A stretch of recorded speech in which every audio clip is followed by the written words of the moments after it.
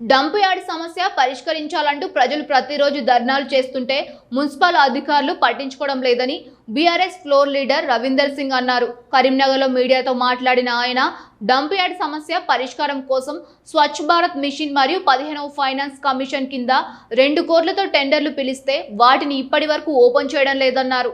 తమకు కావాల్సిన వ్యక్తికి టెండర్ వచ్చే వరకు టెండర్లను వాయిదా వేస్తారా అని ఆయన ప్రశ్నించారు. ఇప్పటికైనా అధికారులు వెంటనే స్పందించి టెండర్లు ఓపెన్ చేయకుంటే ప్రజలతో కలిసి బీఆర్ఎస్ మున్సిపల్ కార్పొరేషన్ కార్యాలయం ముందు ఆందోళన చేస్తుందని హెచ్చరించారు.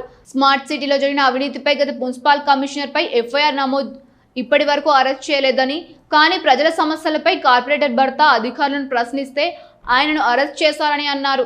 ఈ సంఘటన చూసిన తర్వాత కార్పొరేటర్లు అందరూ ఏకం కావాలని, అరెస్ట్ ఘటనను అందరూ ఖండించాలని కోరారు.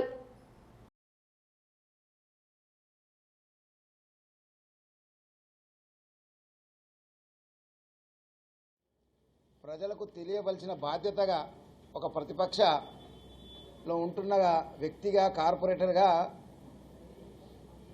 ఈరోజు కరీంనగర్ నగరంలో కానివ్వండి, కరీంనగర్ జిల్లాలో కానీ రోజు ప్రొద్దున లేస్తే ఒకటి వస్తుంది, ఏంటంటే డంపింగ్ సమస్య.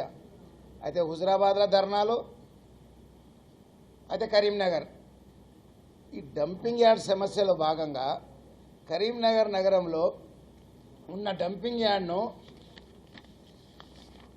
స్వచ్ఛ భారత్ మిషన్ కింద, అలాగనే 15th ఫైనాన్స్ కింద ఈ రెండింటికి కలిపి దాదాపు 2 కోట్ల రూపాయల శాంక్షన్ ఇచ్చిండ్రు. ఇది మున్సిపల్ జనరల్ ఫండ్ కాదు, స్వచ్ఛ భారత్ మిషన్, రెండవది 15th ఫైనాన్స్ కలిపి 2 కోట్ల దగ్గర 2 కోట్ల రూపాయలు డంపింగ్ యార్డ్ను సీగ్రిగేట్ చేయాలి, ఆడ నుంచి తరలించే ప్రయత్నం చేయాలి. అంతకంటే ముందు 2 సార్లు ఒకసారి 130 కోట్లు ఇచ్చిండ్రు. ఆ కాంట్రాక్టర్కి ఎలిజిబిలిటీ లేకున్నా కానీ, రిజెక్టెడ్ అయినా కానీ ఆయనకి ఇవ్వడం జరిగింది. అంతకంటే ముందు బ్లాక్ లిస్టులు నాకు ఇచ్చిండ్రు. మొన్న జరిగిన కాంట్రాక్టర్ మళ్ళొక్కసారి 2 కోట్ల రూపాయలు పెట్టాలని స్వయంగా అటు సిడిఎంఏ గారి ద్వారా ఒక కఠినమైన నిర్ణయం తీసుకొని టెండర్ పెట్టడం జరిగింది.